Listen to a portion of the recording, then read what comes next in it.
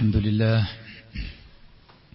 نحمده ونستعينه ونؤمن به ونتوكل عليه ونعوذ بالله من شرور أنفسنا ومن سيئات أعمالنا من يهده الله فلا مضل له ومن يضلله فلا هادي له وأشهد أن لا إله إلا الله وحده لا شريك له وأشهد أن محمدا عبده ورسوله أرسله بالهدى ودين الحق ليظهره على الدين كله ولو كره المشركون اللهم صل على محمد وعلى آل محمد كما صليت على إبراهيم وعلى آل إبراهيم إنك حميد مجيد أما بعد فإن خير الحديث كتاب الله وخير الهدي هدي محمد صلى الله عليه وسلم وشر الأمور محدثاتها وكل محدثة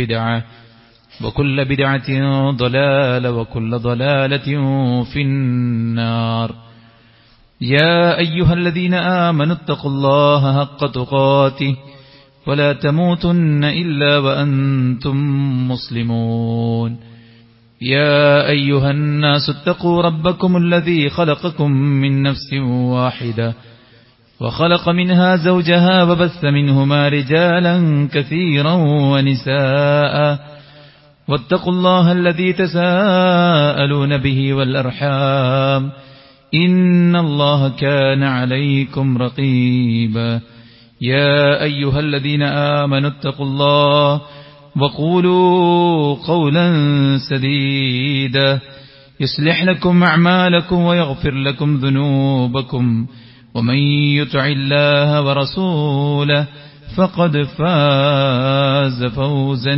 عظيما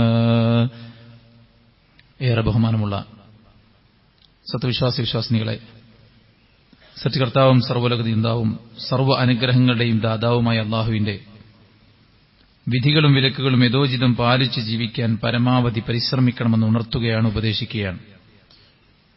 അല്ലാഹു നമുക്കെല്ലാവർക്കും അവൻ ഇഷ്ടപ്പെട്ട വഴിയിൽ മരണം വരെ കഴിച്ചുകൂട്ടാനുള്ള തൗഫീഖ് നൽകി അനുഗ്രഹിക്കുമാറാവട്ടെ.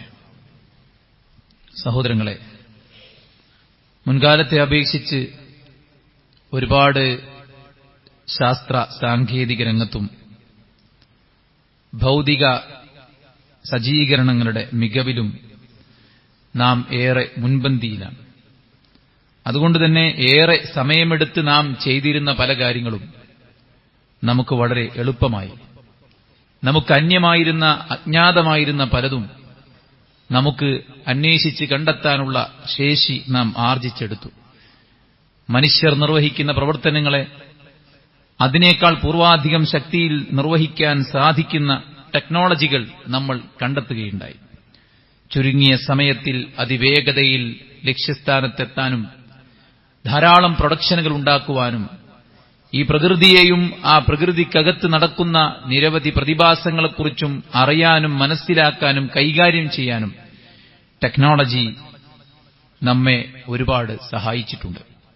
പക്ഷേ ലോകമെത്ര വികസിച്ചാലും എത്ര വലിയ ടെക്നോളജികൾ കണ്ടെത്തിയാലും ആ രംഗത്ത് എത്ര അഭിവൃദ്ധി നാം നേടിയെടുത്താലും അതിനെല്ലാം അപ്പുറത്താണ് പടച്ചറബ് സുബ്ഹാനഹു വ തആല എന്നതും അവന്റെ കൈകളിലാണ് എല്ലാറ്റിന്റെയും നിയന്ത്രണം എന്നതും വീണ്ടും വീണ്ടും നമ്മെ ലോകം പ്രകൃതി പഠിപ്പിച്ചുകൊണ്ടേയിരിക്കുകയാണ്. അമേരിക്കയിൽ ലോസ് ആഞ്ചലസിലും അതുപോലെ തന്നെ കാലിഫോർണിയയിലുമൊക്കെ അതിശക്തമായ തീ പടർന്ന് പന്തലിച്ചത് നാം കണ്ടു, നാം വാർത്തകൾ വീക്ഷിച്ചുകൊണ്ടിരിക്കുകയാണ്. 46,000-ൽ പരം ഹെക്ടർ സ്ഥലം തീ ആളിപ്പടർന്ന് കോടികളുടെ നാശനഷ്ടങ്ങൾ വിതച്ച് 10,000-കണക്കിന് ബിൽഡിങ്ങുകൾ കത്തി നശിച്ച് വലിയ വലിയ സ്ഥാപനങ്ങളും സാമ്പത്തിക വിപണന കേന്ദ്രങ്ങളും സിനിമാ സ്റ്റാറുകളുടെ ലക്ഷോറിയസ് ഭവനങ്ങളുമൊക്കെ ആളിക്കത്തിക്കപ്പെട്ടുകൊണ്ടിരിക്കുന്ന സാഹചര്യത്തിലാണ് ഇപ്പോഴും ഉള്ളത്. തീയെ നിയന്ത്രിക്കാൻ കഴിയാതെ, കെടുത്താൻ കഴിയാതെ വല്ലാത്ത ആശങ്കയിലാണ്.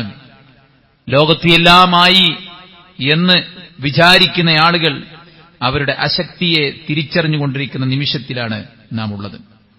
സുഹൃത്തുക്കളെ, ഇത്തരം സന്ദർഭങ്ങളിൽ, സാഹചര്യങ്ങളിൽ നാം വിശ്വാസികളെന്ന നിലക്ക് കൈക്കൊള്ളേണ്ട ചില ഇസ്ലാമികമായ പാഠങ്ങളും മര്യാദകളും അദബുകളുമുണ്ട്. അതൊരിക്കലും നമ്മൾ കൈവിട്ടു പോകരുത് എന്നാണ് ഓർമ്മപ്പെടുത്താനുള്ളത്.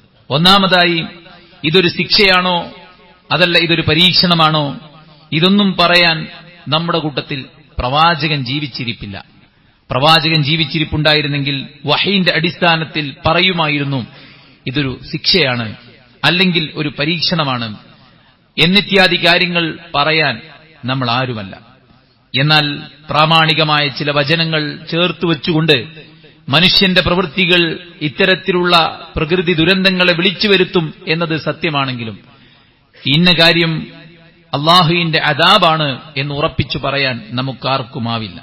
സോഷ്യൽ മീഡിയകളിലൂടെ അത്തരം കാര്യങ്ങൾ പ്രചരിപ്പിക്കുന്നതിലൂടെ ഇസ്ലാമിനെ തന്നെ കരിവാരിത്തേക്കാൻ ആഗ്രഹിക്കുന്ന ആളുകൾക്ക് മരുന്നിട്ട് കൊടുക്കുന്ന പ്രവർത്തനങ്ങളായി അത്തരം വിഷയങ്ങൾ മാറും എന്നതിനാൽ ആ കാര്യത്തിൽ നാം സൂക്ഷ്മത കാണിക്കുകയാണ് ചെയ്യേണ്ടത്. അതോടൊപ്പം ഇത്തരം കാര്യങ്ങൾ ഉണ്ടാകുമ്പോൾ അതിൽ നമുക്കെന്ത് പാഠമുണ്ട് എന്ന് പഠിക്കാൻ കാറ്റും അതുപോലെ തന്നെ തീയുമാണ് ഇവിടുത്തെ വിഷയം. കാറ്റിൽ തുടങ്ങിയ ആ ഒരു തീനാളത്തെ നാട് മുഴുവൻ, നഗരത്തിലേക്ക് മുഴുവൻ എത്തിച്ചത് കാറ്റാണെങ്കിൽ കാറ്റുകൊണ്ട് നശിപ്പിക്കപ്പെട്ട ജനതയുണ്ടായിട്ടുണ്ട് എന്ന തിരിച്ചറിവ് നമുക്കുണ്ടാവുകയും അവരെക്കുറിച്ച് ആലോചിക്കാൻ നാം സമയം കണ്ടെത്തുകയും അവരിലുണ്ടായിരുന്ന അപജയം എന്താണെന്ന് പഠിക്കാൻ തയ്യാറാവുകയും ചെയ്യണം. വിശുദ്ധ ഖുർആൻ ഹൂദ് നബി അലൈഹിസ്സലാത്തു വസ്സലാമയുടെ ഗോത്രത്തെക്കുറിച്ച്, സമൂദിനെക്കുറിച്ച് പറയുന്നുണ്ട്, ആദിനെക്കുറിച്ച് പറയുന്നുണ്ട്. ഇന്നാ അർസൽനാ അലൈഹിം റീഹൻ സർസറൻ ഫീ യൗമിൻ നഹ്സിൻ മുസ്തമിർ. തുടർച്ചയായ ദിവസങ്ങൾ അല്ലാഹു സുബ്ഹാനഹു വ തആല അവരിലേക്ക് കാറ്റിനെ അയക്കുകയും അവർ കടപുഴകി വീണ ഈത്തപ്പന തടികൾ പോലെ മറിഞ്ഞു വീഴുകയും ചെയ്തു എന്ന് അല്ലാഹു സുബ്ഹാനഹു വ തആല വിശുദ്ധ ഖുർആനിൽ സൂറത്ത് ഖമറിലും അതുപോലെ തന്നെ അഹ്ഖാഫിലുമൊക്കെ പറയുന്നുണ്ട്. അതുകൊണ്ട് തന്നെ അല്ലാഹു ഇത്തരം കാര്യങ്ങൾ നമ്മുടെ ചുറ്റുപാടിലുണ്ടാകുമ്പോൾ നമ്മിലുണ്ടാകേണ്ട ചിന്ത, കാറ്റടിക്കുമ്പോൾ പ്രവാചകൻ സല്ലല്ലാഹു അലൈഹി വസല്ലം അസ്വസ്ഥനാകുമായിരുന്നു. ഐഷ റളിയല്ലാഹു അൻഹ പ്രവാചകൻ സല്ലല്ലാഹു അലൈഹി വസല്ലമയോട് ചോദിക്കുമായിരുന്നു, നബിയെ നിങ്ങൾ എന്തിനാണ് അസ്വസ്ഥത പ്രകടിപ്പിക്കുന്നത് എന്ന് ചോദിക്കുമ്പോൾ ആയിഷ ബിവിയോട് പ്രവാചകൻ പറയുമായിരുന്നു, മുൻകാലക്കാരെ ഇങ്ങനെയും ശിക്ഷിച്ചിട്ടുണ്ട് എന്നുള്ളത്. അപ്പൊ ഇത്തരം വാർത്തകൾ കേൾക്കുമ്പോൾ ഇത് ശിക്ഷയാണെന്ന് തീർപ്പാക്കി പറയരുത് എന്നതാണ് ഒന്നാമത്തെ കാര്യം. രണ്ടാമത്തെ കാര്യം, ഇങ്ങനെയും അല്ലാഹു സുബ്ഹാനഹു വ തആലക്ക് കാറ്റുകൊണ്ടാണെങ്കിലും തീ കൊണ്ടാണെങ്കിലും അതുപോലെ തന്നെ ഈ പ്രകൃതി കൊണ്ടാണെങ്കിലും പ്രളയങ്ങൾ കൊണ്ടാണെങ്കിലും നശിപ്പിക്കാൻ സാധിക്കുമെന്നും അങ്ങനെ നശിപ്പിച്ച കഥകളുണ്ട് എന്നുള്ളതും നമ്മൾ ഓർത്തെടുക്കുകയാണ് ഇത്തരം സന്ദർഭത്തിൽ ചെയ്യേണ്ടത്. മൂന്നാമത്തെ കാര്യം, എല്ലാം പടച്ചറബിന്റെ നിയന്ത്രണത്തിലാണ്. വിവരസാങ്കേതിക വിദ്യ അതിന്റെ അതിപ്രസരമുള്ള ഈ കാലഘട്ടത്തിൽ മനുഷ്യനെല്ലാമായി എന്ന് വിചാരിക്കുന്ന, സയൻസിന്റെ വെളിച്ചത്തിൽ എല്ലാവരും ജീവിക്കട്ടെ എന്ന് വലിയ വലിയ മോട്ടിവേഷണൽ സ്പീക്കേഴ്സ് മതത്തെ തള്ളിക്കളഞ്ഞുകൊണ്ട് ആളുകൾ ശാസ്ത്ര വെളിച്ചത്തിൽ ജീവിക്കട്ടെ എന്നൊക്കെ പറയുമ്പോൾ ശാസ്ത്രവും സാങ്കേതിക വിദ്യയുമൊക്കെ ഭൗതികമായ ഒരു മാപിനിയും ഒരു വിവര അന്വേഷണത്തിനുള്ള ഇടവും മാത്രമാണെന്നും അതിനെല്ലാം അപ്പുറത്തൊരു സൃഷ്ടാവുണ്ടെന്നും അവന്റെ കൈകളിലാണ് എല്ലാറ്റിന്റെയും നിയന്ത്രണമെന്നുമുള്ളത് അല്ലാഹു സുബ്ഹാനഹു വ തആല വീണ്ടും വീണ്ടും നമ്മളെ ബോധ്യപ്പെടുത്തുകയാണ്.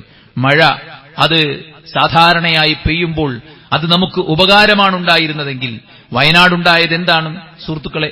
നമ്മുടെ കയ്യിലല്ല ഒന്നിന്റെയും നിയന്ത്രണം എന്നത് അള്ളാഹു നമ്മളെ ബോധ്യപ്പെടുത്തുകയാണ്. വിശുദ്ധ ഖുർആൻ അല്ലാഹു സുബ്ഹാനഹു വ തആല പറയുന്നുണ്ട്, വശംസു തജ്രി ലിമുസ്തഖറിൻ ലഹ ദാലിക തഖ്ദീറുൽ അസീസിൽ അലീം والقمر قدرناه منازل حتى عاد كالعرجون القديم لا الشمس ينبغي لها أن تدرك القمر ولا الليل سابق النهار وكل في فلك يسبحون. സൂര്യനും ചന്ദ്രനും നക്ഷത്രാദികളും ഈ പ്രപഞ്ചവുമെല്ലാം അള്ളാഹു സംവിധാനിച്ചു വച്ച ഒരു സംവിധാനത്തിലൂടെയാണ് മുന്നോട്ട് പോകുന്നത്. കാറ്റടിക്കും, അതിനല്ല നിശ്ചയിച്ച ഒരു പരിധി വരെ, അതിനപ്പുറത്തേക്ക് അത് പോവില്ല. മഴ പെയ്യും, അതിന്റെ അളവ് കുറച്ചാണെങ്കിൽ കുറച്ച്, കൂടുതലാണെങ്കിൽ കൂടുതൽ. മലയിടിയും, പാറകൾ ഉരുണ്ടു വീഴും, മണ്ണും അതുപോലെ തന്നെ വെള്ളവും കല്ലും മരവും എല്ലാം ഒലിച്ചു പോകും. അതിനല്ല നിശ്ചയിച്ച ആ ഒരു ലിമിറ്റ് വരെ, അതിനപ്പുറത്തേക്കൊന്നും പോവില്ല. എല്ലാം അല്ലാഹുവിന്റെ കൺട്രോളിലാണ്. ഇന്ന ഫീ ഖൽഖിസ് സമാവാതി വൽ അർദ് വഖ്തിലാഫിൽ ലൈലി വൻ നഹാർ ലആയാതിൻ ലിഉലിൽ അൽബാബ്. അല്ലാഹു സുബ്ഹാനഹു വ തആല ഖുർആനിൽ പറയാണ്, ഇന്ന ഫീ ഖൽഖിസ് സമാവാതി വൽ അർദ്, ആകാശ ഭൂമികളുടെ സൃഷ്ടിപ്പിൽ, രാപ്പകലുകളുടെ ഗതിവിഗതികളിൽ, രാവ് സൂര്യൻ ഉദിക്കുന്നു, വൈകിട്ട് സൂര്യൻ അസ്തമിക്കുന്നു, ഇതുവരെ അതിനൊരു മാറ്റം. എന്നാൽ ഒരിക്കലത് മാറും. ലോകമവസാനത്തിന്റെ അടയാളമായിട്ട് പ്രവാചകൻ സല്ലല്ലാഹു അലൈഹി വസല്ലം പറഞ്ഞു, സൂര്യൻ പടിഞ്ഞാറുദിച്ച് കിഴക്കസ്തമിക്കുന്ന നാള്, അന്ന് നിങ്ങളുടെ തൗബയുടെ കവാടങ്ങൾ കൊട്ടിയടക്കപ്പെടുമെന്നാണ്. വളരെ സിസ്റ്റമാറ്റിക്കായിട്ട് നടന്ന ഈ സംവിധാനം മാറും ഒരു നിമിഷം. അത് അല്ലാഹു സുബ്ഹാനഹു വ തആല സൂര്യനോട് കൽപ്പിക്കുന്ന ആ നിമിഷത്തിൽ സൂര്യൻ ഉദയസ്ഥാനം അസ്തമയസ്ഥാനമാക്കി മാറ്റുന്ന ഒരു സമയമുണ്ടാകും. വെള്ളം തീനെ അണക്കുന്നതാണെങ്കിൽ പരലോകം ഹാജരാകുന്ന ലോകാവസാനമാകുന്ന ആ സമയത്ത് വഇദൽ ബിഹാർ ഫുജ്ജിറത്, സമുദ്രങ്ങൾ ആളിക്കത്തിക്കപ്പെടുമ്പോൾ എന്ന് ഖുർആൻ പറയുന്നുണ്ട്. വെള്ളത്തെ കെടുത്തുന്ന തീയണക്കുന്ന വെള്ളം, സമുദ്രജലം ആളിക്കത്തുമെന്ന് അല്ലാഹു സുബ്ഹാനഹു വ തആല പറയുമ്പോൾ ഈ പ്രകൃതിയുടെ കൺട്രോൾ അല്ലാഹുവിന്റെ അടുക്കലാണ്. അതുകൊണ്ട് തന്നെ ഇതിന്റെയൊക്കെ മനുഷ്യൻ എന്തെല്ലാം നേടിയെടുത്താലും ശരി, ഒന്ന് നിയന്ത്രിക്കാൻ കഴിയുന്നില്ലല്ലോ മനുഷ്യന്. അതും അമേരിക്ക പോലത്തെ ഒരു രാജ്യത്തിന് സാധിക്കുന്നില്ലെന്ന് പറഞ്ഞാൽ ലോകത്താർക്ക് പിന്നെ സാധിക്കുമെന്നാണ് എല്ലാവരും ചോദിക്കുന്നത്. ഇത്രയെല്ലാം സംവിധാനങ്ങളുടെ ഉത്തുംഗതയിൽ നിൽക്കുന്ന അവർക്ക് സാധിക്കുന്നില്ലെന്ന് പറഞ്ഞാൽ. അതുകൊണ്ട് തന്നെ അള്ളാഹുവിന്റെ കഴിവും അവന്റെ ഖുദ്റത്തും അവന്റെ വലിപ്പവും തിരിച്ചറിയാനുള്ള അവസരങ്ങളാണ് സഹോദരന്മാരെ ഇത്. മനുഷ്യൻ പ്രാർത്ഥിക്കുന്ന, മനുഷ്യൻ തേടുന്ന, മനുഷ്യൻ സഹായം അഭ്യർത്ഥിക്കുന്ന നിരവധി ശക്തികൾ ഇവിടെയുണ്ട്, എല്ലായിടത്തുമുണ്ട്. പക്ഷേ ഇത്തരമൊരു സംഗതി ഉണ്ടായിട്ട് ആർക്ക് തടയാൻ സാധിച്ചു? മനുഷ്യ ദൈവങ്ങൾക്ക് എന്ത് പറ്റി? മനുഷ്യർ ആരാധിക്കുന്ന ശക്തികൾക്ക് എന്ത് ചെയ്യാൻ സാധിച്ചു? മതമില്ലെന്ന് പറയുന്നവർക്ക് എന്തുകൊണ്ട് അവരുടെ ശാസ്ത്രം കൊണ്ട് ഇതിനെ തടയാൻ സാധിക്കുന്നില്ല? ഇതിനെ മാത്രമല്ല, ലോകത്തുണ്ടാകുന്ന നിരവധി ദുരന്തങ്ങൾ നമ്മളോട് വിളിച്ചു പറയുന്നത് അള്ളാഹുവിന്റെ കഴിവും മനുഷ്യന്റെ അശക്തിയുമാണ്. അതുകൊണ്ട് തന്നെ നമ്മൾ മനസ്സിലാക്കേണ്ടത് ഇതെല്ലാം അള്ളാന്റെ ഒരു കൺട്രോളിലാണ് പോണത് എന്നുള്ളത് നമ്മൾ മനസ്സിലാക്കുക. നാലാമത്തെ കാര്യം, മനുഷ്യൻ എന്തെല്ലാം ഉണ്ടെങ്കിലും അല്ലാഹു ഖുർആനിൽ പറയുന്നത് വഖുലിഖൽ ഇൻസാനു ദഈഫാ, മനുഷ്യൻ ദുർബലനാണ്. അവന്റെ കയ്യിൽ ഒരുപാട് ശക്തിയുണ്ട്, അവൻ ആരോഗ്യമുണ്ട്, സൗന്ദര്യമുണ്ട്, വിദ്യാഭ്യാസമുണ്ട്, സമ്പത്തുണ്ട്, സ്വാധീനമുണ്ട്, രാഷ്ട്രീയവും അധികാരവും എല്ലാമുണ്ട്. പക്ഷേ ഇതെല്ലാം ഉണ്ടെങ്കിലും ഇത്തരം ഘട്ടങ്ങളിൽ മനുഷ്യൻ പകച്ചു നിൽക്കുകയാണ്. എന്ത് ചെയ്യാൻ സാധിക്കുമെന്നറിയാതെ ആളുകൾ വിലപിക്കുകയാണ്. ഇവിടെയാണ് മനുഷ്യന്റെ ദുർബലത. അൻതുമുൽ ഫുഖറാഉ ഇലല്ലാഹ്, മനുഷ്യരെ നിങ്ങൾ അല്ലാഹുവിലേക്ക് ഫഖീറുകളാണ്. അല്ലാഹു നൽകാത്തത് എന്താ നമ്മുടെ കയ്യിലുള്ളത്? ഈ ആരോഗ്യം ആര് നൽകിയതാണ്? ഈ കണ്ണും ഈ കാതും ഈ മിടിക്കുന്ന ഹൃദയവും ഈ ശരീരവും ആര് തന്നതാണ്? പടച്ച റബ്ബ് സുബ്ഹാനഹു വ തആല നൽകാത്ത എന്താണ് നമുക്കുള്ളത്? കോടിക്കണക്കിന് ബീജത്തിൽ നിന്ന് നമ്മെ സെലക്ട് ചെയ്തത് നാമാണോ? നമുക്ക് കിടക്കാനുള്ള നമ്മുടെ ഉമ്മയുടെ ഗർഭപാത്രത്തെ തെരഞ്ഞെടുത്തത് നാമാണോ? നമ്മുടെ ജന്മദേശം തെരഞ്ഞെടുത്തത് നാമാണോ? നമ്മുടെ ഹൈറ്റും വെയിറ്റും നമ്മുടെ ശബ്ദവും നമ്മുടെ തലമുടിയുടെ ദിശ പോലും തീരുമാനിച്ചത് നമ്മളല്ല. നമ്മുടെ തൊലിയുടെ വർണ്ണം തീരുമാനിച്ചത് നമ്മളല്ല. ഈവൻ നമുക്ക് എന്തെല്ലാം ഉണ്ടെങ്കിലും എവിടെ വെച്ച് ഈ യാത്ര പൊലിയുമെന്ന് പോലും സങ്കല്പിച്ച് പറയാൻ പോലും കഴിയാത്ത ദുർബലന്മാരാണ് നമ്മൾ ഓരോരുത്തരും. അതുകൊണ്ട് ഇത്തരം കാര്യങ്ങളെല്ലാം ഓർമ്മിപ്പിക്കുന്നത് മനുഷ്യരെ അഹങ്കരിക്കേണ്ട എന്നുള്ളതാണ്. അഹങ്കരിക്കേണ്ട, നമ്മൾ ദുർബലന്മാരാണ് എന്നതാണ് ഇതെല്ലാം തെളിയിക്കുന്നത്. പടച്ച റബ്ബ് സുബ്ഹാനഹു വ തആല ശക്തിയാണ്. അതുകൊണ്ട് എന്തു വേണം? അഞ്ചാമത്തെ കാര്യം, ഇത്തരം കാര്യങ്ങൾ നമ്മളെ ഓർമ്മിപ്പിക്കുന്നത് അനുഗ്രഹങ്ങളെയാണ്, അനുഗ്രഹദാതാവിനെയാണ്. അഹങ്കരിക്കാനല്ല, നാം കൂടുതൽ വിനയാന്വിതന്മാരാകാനാണ് ശ്രദ്ധിക്കേണ്ടത് എന്നുള്ളതാണ് ഇതെല്ലാം തെളിയിക്കുന്നത്. പടച്ച റബ്ബ് സുബ്ഹാനഹു വ തആല എണ്ണമറ്റ അനുഗ്രഹങ്ങൾ നമുക്ക് നൽകിയിരിക്കുകയാണ്. ലോകത്തിന്റെ വിവിധങ്ങളായ ഭാഗങ്ങളിൽ പലതരത്തിലുള്ള പ്രയാസങ്ങൾ. സുഹൃത്തുക്കൾ, ഒരു നാട് നിന്ന് കത്തിയാൽ എങ്ങനെ അവിടെ ജീവിക്കും? എങ്ങനെ അവിടെ ശ്വസിക്കും? എന്തായിരിക്കും അവിടുത്തെ ഒരു അവസ്ഥ? ഒന്ന് മനസ്സിൽ സങ്കല്പിച്ചു നോക്കൂ. സ്വസ്ഥമായി ശീതീകരിച്ച ഈ പള്ളിക്കകത്ത് നമ്മൾ സമാധാനമായിട്ടിരിക്കുമ്പോൾ ലോകത്തിന്റെ വിവിധങ്ങളായ ഭാഗങ്ങളിൽ ഒരുപാട് തരത്തിലുള്ള പ്രതിസന്ധികളെ വകഞ്ഞു മാറ്റി ജീവിക്കുന്ന ആളുകളെ കാണുമ്പോൾ അൽഹംദുലില്ലാഹ്, നാം എത്ര അനുഗ്രഹീതരാണെന്ന് പറയാൻ നമുക്കാകണം. പടച്ച റബ്ബ് സുബ്ഹാനഹു വ തആലക്ക് നന്ദി കാണിക്കാൻ നമുക്ക് സാധിക്കേണ്ടതുണ്ട്. പടച്ച റബ്ബ് സുബ്ഹാനഹു വ തആല പറഞ്ഞില്ലേ, വലൗ അന്ന അഹ്ലൽ ഖുറാ ആമനൂ വത്തഖൗ ലഫതഹ്നാ അലൈഹിം ബറകാതിൻ മിനസ് സമാഇ വൽ അർദ്. അല്ലാഹുവിനെ അനുസരിച്ചും അവന് വിധേയപ്പെട്ടും അവന് കീഴൊതുങ്ങിയും അവന് നന്ദി കാണിച്ചും നിങ്ങൾ ജീവിച്ചാൽ ആകാശത്തുനിന്നും ഭൂമിയിൽ നിന്നും പടച്ച റബ്ബ് നിങ്ങൾക്ക് ബറക്കത്ത് നൽകും. ലഇൻ ശകർതും ലഅസീദന്നകും. നിങ്ങൾ അല്ലാഹുവിന് നന്ദി കാണിച്ചാൽ പടച്ച റബ്ബ് സുബ്ഹാനഹു വ തആല നിങ്ങൾക്ക് ധാരാളമായി അനുഗ്രഹങ്ങൾ ചൊരിഞ്ഞു തരും എന്നുള്ളതാണ്. അതുകൊണ്ട് അഹങ്കരിക്കാൻ നമ്മൾ ആരുമല്ല. അപ്പുറത്തെ വീട്ടിലില്ലാത്തത് നമ്മുടെ വീട്ടിലുണ്ടെങ്കിൽ പടച്ച റബ്ബിനോടൊരു നന്ദി, മനസ്സുകൊണ്ടൊരു തൃപ്തി. അല്ലാഹുവേ, നീ ഇതെല്ലാം നൽകിയത് ഒരു പരീക്ഷണമായിട്ടാണല്ലോ. റബ്ബി ഔസിഅനി അൻ അശ്കുറ നിഅമതക അല്ലതി അൻഅംത അലൈ. സുലൈമാൻ അലൈഹിസ്സലാത്തു വസ്സലാമയുടെ തേട്ടം എല്ലാ ഖുതുബയിലും അറിയാതെ കടന്നുവരുന്ന തേട്ടമാണ്. ഉറുമ്പുകൾ സുലൈമാൻ നബിയെയും സൈന്യത്തെയും കണ്ടിട്ട് പറയാ, വേഗം കൂട്ടിൽ പ്രവേശിച്ചോ, സുലൈമാനും സംഘവും അറിയാതെ നിങ്ങളെ ചവിട്ടി മെതിച്ചേക്കും എന്ന് പറഞ്ഞപ്പോൾ അത് ഗ്രഹിച്ച സുലൈമാൻ അലൈഹിസ്സലാത്തു വസ്സലാം സന്തോഷത്തോടെ പുഞ്ചിരിക്കുകയാണ്. എന്നിട്ട് ഈ ഒരു ഗ്രഹിക്കാനുള്ള ശേഷി തന്ന പടച്ച റബ്ബിനെ ഓർക്കുകയാണ്. ബിസിനസ് വളരുമ്പോൾ പടച്ച റബ്ബിനെ ഓർക്കാൻ നമുക്കാകണം. വിജയം നേടുമ്പോൾ പടച്ച റബ്ബിനെ ഓർക്കാൻ നമുക്കാകണം. ദിവസവും വീട്ടിലേക്കുള്ള അന്നം കൊണ്ടു ചെല്ലാൻ നമുക്ക് പോക്കറ്റ് മണി ലഭിക്കുമ്പോൾ അൽഹംദുലില്ലാ എന്ന് സ്മരിക്കാൻ നമുക്കാകണം. ഈ പശിയടക്കാനുള്ള ഭക്ഷണമായിട്ട് ഇതെങ്കിലും ലഭിച്ചല്ലോ, താമസിക്കാൻ ഈ വീടെങ്കിലും ലഭിച്ചല്ലോ, യാത്ര ചെയ്യാൻ ഒരു സൈക്കിളെങ്കിലും എനിക്കുണ്ടല്ലോ, ആശ്വസിക്കാനും അൽഹംദുലില്ല പറയാനും റബ്ബിന് ശുക്റുള്ളവരായി മാറാനും നമുക്ക് സാധിക്കേണ്ടതുണ്ട്. ആ റബ്ബിന്റെ അനുഗ്രഹങ്ങൾക്ക് നന്ദി കാണിക്കുകയാണ് നമ്മൾ വേണ്ടത് എന്നും അഹങ്കരിക്കുകയല്ല. മനുഷ്യൻ സൗകര്യങ്ങൾ ലഭിക്കുമ്പോൾ അള്ളാഹുവിനെ വെല്ലുവിളിച്ച് തോന്നിവാസികളായി ജീവിച്ച് തെമ്മാടിത്തം തന്റെ ജീവിതത്തിന്റെ മാർഗരേഖയായി സ്വീകരിക്കുകയല്ല വേണ്ടത് എന്നുമാണ് ഇത്തരം കാര്യങ്ങൾ നമ്മളെ ഓർമ്മപ്പെടുന്നത്. നന്ദി കാണിക്കുകയാണ് വേണ്ടത്, അഹങ്കരിക്കുകയല്ല വേണ്ടത് എന്നതാണ് ഇത്തരം കാര്യങ്ങൾ നമ്മൾ ഓർമ്മപ്പെടുന്നത്. ആറാമത്തെ കാര്യം സുഹൃത്തുക്കളെ, ഇതൊക്കെ പടച്ചോൻ മടങ്ങാൻ വേണ്ടിയിട്ട് നൽകുന്ന ചില ഉണർത്തലുകളാണ്.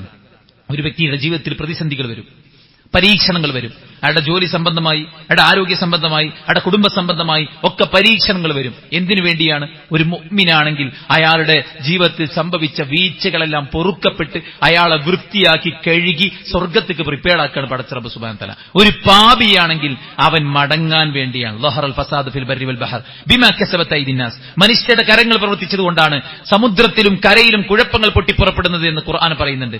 എന്തിനാണ് ഈ കുഴപ്പങ്ങൾ ഉണ്ടാക്കുന്നത് അറിയോ? ലിയുദീഖുഹും ബഅദല്ലദീ അമിലു ലഅല്ലഹും യർജിഊൻ. അവർ മടങ്ങാൻ വേണ്ടി.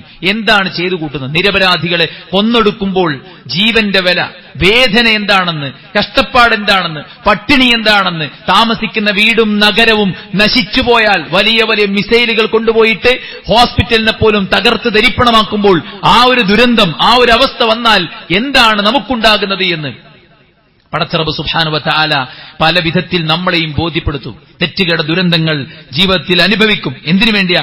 ലഅല്ലഹും യർജിഊൻ, മടങ്ങാൻ വേണ്ടിയാണ് എന്നാണ് അല്ലാഹുവിന്റെ ഖുർആൻ പറയുന്നത്. വലനുദീഖന്നഹും മിനൽ അദാബിൽ അദ്ന ദൂനൽ അദാബിൽ അക്ബർ ലഅല്ലഹും യർജിഊൻ. വലിയ ശിക്ഷ വരുന്നതിന് മുമ്പ് ചെറിയ ശിക്ഷ നിങ്ങളെ ബാധിക്കും. എന്തിനു വേണ്ടിയാ? നിങ്ങൾ മടങ്ങാൻ വേണ്ടിയെന്നാണ്. അപ്പോൾ ഓരോ കാര്യങ്ങളും, ഇത്തരത്തിലുള്ള ഓരോ വാർത്തകളും യഥാർത്ഥത്തിൽ തിന്മയിൽ നിന്ന് വിട്ടുനിൽക്കാനുള്ള പ്രചോദനമാണ് സഹോദരന്മാരെ നൽകിക്കൊണ്ടിരിക്കുന്നത്. ഏഴാമത്തെ കാര്യം, ദുരന്തങ്ങളുടെ കാരണം വിശുദ്ധ ഖുർആൻ പറയുന്നത് ഫകുല്ലൻ അഖദ്നാ ബിദംബിഹി എന്നാണ്. അള്ളാഹു മുൻകാലക്കാരെ നശിപ്പിച്ച കഥകൾ പറഞ്ഞിട്ട് പറയുന്നത് എല്ലാവരെയും അവിടെ പാപങ്ങൾ കാരണത്താൽ പിടിച്ചു എന്നാണ്. സുഹൃത്തുക്കളെ, എന്താ ഇപ്പോൾ ആൾക്കാർ കണ്ടുകൊണ്ടിരിക്കുന്നത്? എന്താ ഇപ്പോൾ ചെയ്തുകൊണ്ടിരിക്കുന്നത്? എന്താണ് ആളുകൾക്ക് സുഖവും രസവുമായിട്ടുള്ളത്? എല്ലായിടത്തും ഒരു ഭൂകമ്പം വരാൻ മാത്രമുള്ള തെറ്റുകുറ്റങ്ങളാണ് ഒളിച്ചും മറച്ചും ചെയ്തുകൊണ്ടിരിക്കുന്നത്. വാരിക്കൂട്ടുന്ന സമ്പാദ്യം പൂർണ്ണമായിട്ടും ഹലാലാണെന്ന് എണീറ്റ് നിന്ന് ധൈര്യസമേതം പറയാൻ പറ്റുന്ന ആൾക്കാർ ആരുണ്ട്? കാണുന്നത് പടച്ചറബിന് ഇഷ്ടപ്പെട്ടത് മാത്രമാണെന്ന് പറയാൻ, ആസ്വദിക്കുന്ന അനുഭവിക്കുന്നത് അള്ളാഹ്ക്ക് ഇഷ്ടപ്പെട്ടത് മാത്രമാണെന്ന് പറയാൻ എത്ര ആളുകൾക്ക് തന്റെ ഇടമുണ്ട്? എന്റെ ജീവിതം മുഴുമുക്കും അള്ളാഹ്ക്ക് ഇഷ്ടപ്പെട്ട രീതിക്കാണെന്ന് പറയാൻ സാധിക്കുന്ന എത്ര ആളുകളുണ്ട്? ആളുകൾ നല്ലവരാണെന്ന് കരുതുന്നവരുടെ ജീവിതം പോലും വളരെ ചീഞ്ഞു നാറുന്ന അവസ്ഥയിലേക്കാണ് കാര്യങ്ങൾ നീങ്ങുന്നതെങ്കിൽ എങ്ങനെ നമുക്കൊരു സമാധാനപൂരിതമായ ജീവിതം ഉണ്ടാവും? അതുകൊണ്ട് സുഹൃത്തുക്കളെ, ദുരന്തങ്ങളുടെ പിന്നിൽ നമ്മൾ ശാസ്ത്രം തിരയും, അല്ലെ, ഭൗതിക കാരണങ്ങൾ പറയും, മതം മാത്രം പറയരുത് എന്നുള്ളതാണ് ആൾക്കാർ. മതം പറഞ്ഞാൽ പ്രശ്നമാണ്. ഖുർആനിലെ ആയത്ത് ഓതരുത്, ഹദീസ് ഓതരുത്, അല്ലെ, കുഴപ്പങ്ങൾ ഉണ്ടാകുന്നതുമായി ബന്ധപ്പെട്ട് ഖുർആനിലെ ആയത്തുകൾ, രോഗങ്ങൾ ഉണ്ടാകുന്നതുമായി ബന്ധപ്പെട്ട് ഹദീസുകൾ, ഇതൊന്നും പറയരുത്. ഇതൊക്കെ പറഞ്ഞാൽ പ്രശ്നം. ഇതൊക്കെ പറഞ്ഞാൽ അത് പിന്നെ ഒരു മതമൗലികവാദം. എന്നാൽ ശാസ്ത്രം പറയാം, മറ്റു കാര്യങ്ങൾ പറയാം, ഭൗതിക കാരണങ്ങൾ പറയാം, ഇതൊക്കെ പറയാം. മതം മാത്രം പറയാൻ പറ്റൂല, അല്ലെ? ഓരോടൊക്കെ പറയാനുള്ള ജി കണ്ടുകൂട്ടുന്ന ഫകുല്ലൻ അഖദ്നാ ബിദംബിഹി.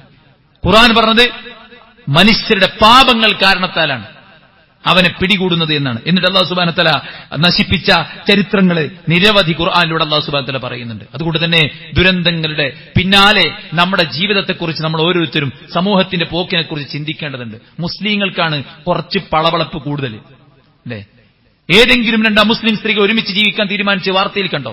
ഇല്ല. എന്നാൽ മുസ്ലിം രണ്ട് പെൺകുട്ടികളാണ് ഒരുമിച്ച് ജീവിക്കാൻ തീരുമാനിച്ചത്, അല്ലെ? എല്ലാ തോന്നിയാസങ്ങളും ഇറക്കുമതി ചെയ്യുന്ന പച്ച തോന്നിയാസങ്ങൾ പാട്ടായി പാടുന്നത് മുസ്ലിം നാമധാരികളാണ്. ഒരു മുസ്ലിം കുടുംബത്തിൽ ഒരു കല്യാണം നടക്കുകയാണെങ്കിൽ എന്തെല്ലാം ആഭാസങ്ങളാണ്! കോടിക്കണക്കിന് ഉറുപ്പ്യ, ലക്ഷക്കണക്കിന് ഉറുപ്പ്യ പൊടി പൊടിച്ചിട്ടാണ് ഒരു കല്യാണം നടത്തുന്നത്. കുറെ കോസ്മെറ്റിക്സിന് വേണ്ടി, കുറെ ഭക്ഷണത്തിന് വേണ്ടി, കുറെ ഗാനമേളക്കാർക്ക്, കുറെ മറ്റുള്ള ആളുകൾക്ക്, ഇതൊക്കെ വലിയൊരു മാർക്കറ്റിംഗ് ആയിട്ട് മാറിയിട്ട് അത് വഞ്ചിക്കപ്പെടുന്നത് മാപ്പിള മക്കൾ അറിയാതെ പോകുന്നു. തന്റെ പണം പിടുങ്ങാനാണ് ഓരോ ദിവസവും ആഘോഷങ്ങളാക്കി മാറ്റുന്നത് എന്ന് അറിയാതെ പോയിട്ട്, അത് കുട്ടികളുടെ ആഘോഷമല്ലേ, അത് കല്യാണമല്ലേ, അത് ഹാപ്പി ആയിക്കോട്ടെ, അത് സന്തോഷിച്ചോട്ടെ എന്ന് പറഞ്ഞ് വിടുമ്പോൾ സഹോദരന്മാരെ, ഇതിലപ്പുറം വരും എന്നുള്ള കാര്യം നമ്മൾ തിരിച്ചറിയേണ്ടതുണ്ട്. 8ാമത്തെ പോയിന്റ് എന്താ വെച്ചാൽ, ദുരന്തത്തിന് നാടില്ല, നഗരമില്ല, സ്ഥലമില്ല, സമയമില്ല. ഖുർആൻ പറ, അഫഅമിന അഹ്ലുൽ ഖുറാ യഅതിഹും ബഅസുന ബയാതൻ വഹും നായിമൂൻ അഫഅമിന അഹ്ലുൽ ഖുറാ യഅതിഹും ബഅസുന ളുഹൻ വഹും യൽഅബൂൻ. ഉറങ്ങുമ്പോൾ വരും, പകൽ സമയത്ത് കളിച്ച് ആനന്ദിച്ചുല്ലസിക്കുന്ന സമയത്തും ദുരന്തങ്ങൾ വരും. അതുകൊണ്ട് ഏത് സമയത്തും പടച്ചോന്റെ അദാബ് അല്ലാഹ് ഇറക്കാൻ തീരുമാനിച്ചാൽ ഏത് സമയത്തും വരും, ഏത് നാട്ടുകാർക്കും വരും. അതുകൊണ്ട് ബോധമുണ്ടായിരിക്കുക എന്നുള്ളതാണ്. 9ാമത്തെ കാര്യം, നമ്മൾ പ്രതിവിധി തേടുക. എന്താ പ്രതിവിധി? പടച്ചോലേക്ക് മടങ്ങുക, ഇസ്തിഗ്ഫാർ തേടുക. അലി റളിയല്ലാഹു അൻഹു പറയാണ്, 2 കാര്യങ്ങൾ, അള്ളാഹുവിന്റെ ശിക്ഷയിൽ നിന്നുള്ള 2 സംരക്ഷണങ്ങൾ ഭൂമിയിലുണ്ട്. അവയിൽ ഒന്ന് പോയി. അതെന്താ? റസൂലാണ്. നബി ഉള്ളപ്പോ പ്രശ്നങ്ങൾ ഉണ്ടാവില്ല, ശിക്ഷ ഉണ്ടാവില്ല. ഒന്ന് പോയി.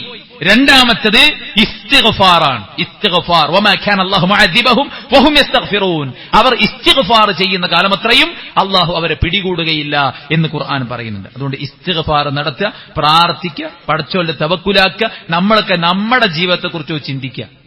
മനസ്സിലായില്ലേ? അവിടെ പ്രയാസപ്പെടുന്ന ആളുകൾക്ക് വേണ്ടി നമ്മൾ പ്രാർത്ഥിക്കുക. ദുരന്തമുഖത്ത് ആരും സന്തോഷിക്കുന്നില്ല, അവർക്ക് അങ്ങനെ തന്നെ വേണം എന്ന് നമ്മൾ ആരും പറയുന്നില്ല. കാരണം ഒരു ദുരന്തമുഖത്ത് കുറ്റവാളികൾ മാത്രമല്ല ഉണ്ടാവുക, നിരപരാധികളും ഉണ്ടാകും. ഫലസ്തീനിൽ മുസ്ലിങ്ങൾ മാത്രമല്ല ഉള്ളത്, അവിടെ ക്രിസ്ത്യാനികളുമുണ്ട്, ഇതര മതസ്ഥരുമുണ്ട്. ദുരന്തമുഖത്ത് നമ്മൾ ആരും തന്നെ അവിടെ വികാരം കൊണ്ട് നമ്മൾ അവർക്കെതിരെ പ്രാർത്ഥിക്കാനോ അങ്ങനെ തന്നെ വേണമെന്ന് പറയാനൊന്നും ഒരു വിശ്വാസി ഒരിക്കലും തയ്യാറാവില്ല. പ്രവാചകൻ സല്ലല്ലാഹു അലൈഹി വസല്ലം തന്നെ കല്ലെറിഞ്ഞവർക്ക് പോലും നല്ലതിനു വേണ്ടി പ്രാർത്ഥിച്ച മാതൃകയാണെങ്കിൽ സഹോദരന്മാരെ, നല്ലത് വരട്ടെ, മാറി ചിന്തിക്കട്ടെ. സമൂഹത്തിന് ഗുണപ്രദമായ കാര്യങ്ങൾക്ക് ഒരു രാജ്യം തിരിയാൻ ശ്രമിച്ചാൽ നാടും നഗരവും മൊത്തം രാജ്യങ്ങളും നന്നാവുമല്ലോ എന്ന പ്രതീക്ഷയാണ് നമുക്കെല്ലാവർക്കും വേണ്ടത്. 10ാമത്തെ കാര്യം സുഹൃത്തുക്കളെ, വിവേകം ഉണ്ടാവുക. അത് ഇതിന്റെ ഭാഗമാണ്. വികാരപ്രകടനം ഉണ്ടാകരുത്, വിവേകം കാണിക്കുക എന്നുള്ളതാണ് നമ്മളെല്ലാവരും ചെയ്യുന്നത്. എന്തെങ്കിലുമൊക്കെ കുത്തിക്കുറിച്ചിട്ട് ഇടുന്നൊരവസ്ഥ ഒരിക്കലും ഉണ്ടാകരുത്. ഓരോരുത്തരും മൂലക കുത്തിന് എഴുതിക്കൊണ്ടിരിക്കുക, എന്നിട്ട് അതൊക്കെ നമ്മളിങ്ങനെ ഷെയർ ചെയ്യാൻ നിൽക്കുക. അതിന് നിൽക്കരുത്. യാതൊരു അടിസ്ഥാനവുമില്ലാത്ത വാർത്തകൾ ഷെയർ ചെയ്യപ്പെടുന്ന ഒരു കാലഘട്ടത്താണ് നമ്മൾ ജീവിക്കുന്നത്. നമ്മൾ ഷെയർ ചെയ്താൽ അതിന്റെ ഓണർ പിന്നെ നമ്മളായി. എഴുതിയോൻ ആരോ ആകട്ടെ, ചെയ്താൽ പിന്നീട് നമ്മളായി. മനസ്സിലായില്ലേ? അതുകൊണ്ട് നന്നായിട്ട് ശ്രദ്ധിക്കുക, വികാരഭരിതരാകാതിരിക്കുക, ഓരോന്നിലും പാഠം ഉൾക്കൊള്ളുക, പടച്ചറബിനെ മനസ്സിലാക്കുക, അവന്റെ ഖുദ്റത്ത് മനസ്സിലാക്കുക. എത്ര വളർന്നാലും മനുഷ്യ നീ ദുർബലനാണ്. ആ സത്യം തിരിച്ചറിഞ്ഞുകൊണ്ട് അള്ളാഹുലേക്ക് മടങ്ങാൻ വേണ്ടി നമ്മൾ ശ്രമിക്കുക. അള്ളാഹു സുബ്ഹാനഹു വ തആല അനുഗ്രഹിക്കുമാറാവട്ടെ.